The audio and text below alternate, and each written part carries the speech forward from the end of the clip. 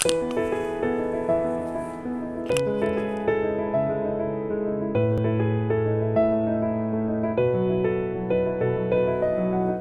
September फोरोंगिरि सान आं जोबोरै गोजोननाय मोन्दों।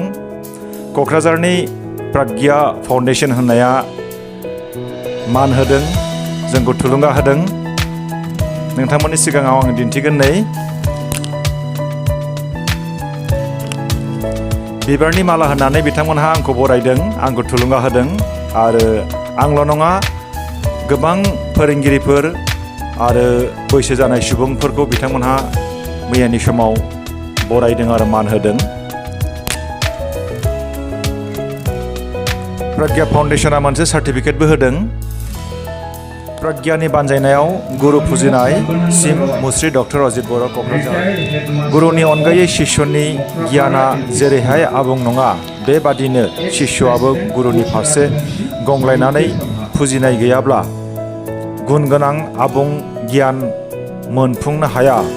अबं गसाइ श्री कृष्णआ गीतायाव बुंदों, श्रद्धावान लभते ज्ञानम। जोबोरै मोनसे थुलुंगाथाव। मोजां खामानि मावनो थाखाय जों बयनोबो थुलुंगा नांगौ। मोजां खामानि मावोब्लासो थुलुंगा मोनगोन, बाख्नायनाय मोनगोन, अननाय मोनगोन, मान मोनगोन। आरो थुलुंगा मोननो थाखाय, अननाय मोननो थाखाय, बाख्नायनाय मोननो थाखायबो मोजां खामानि मावनांगोन। गसाइगाव बिएड कलेजनि DLED आरो BA फरायसाफ्रा 5 सेप्टेम्बर फोरोंगिरि सानाव आंनो मोनसे गिफ्ट होदों। बे गिफ्टआव मा दङ आं दासिमबो नायाखै। गसाइगाव बिएड कलेजनि आंनिनो फरायसुला फरायसुलि बिथांमोनहा जोबोरै गाजा गोमजायै हाबाफारि खुंनानै जों फोरोंगिरिफोरखौ थुलुंगा होदों। बिएडनि फरायसुला फरायसुलिफ्रा आनजादनि थाखाय बे सेलेब्रेसनाव बाहागो लानो हायाखै। बे गिफ्टआव मा दङ आं दा नोंथांमोननि सिगाङाव खेवनानै दिन्थिनोसै।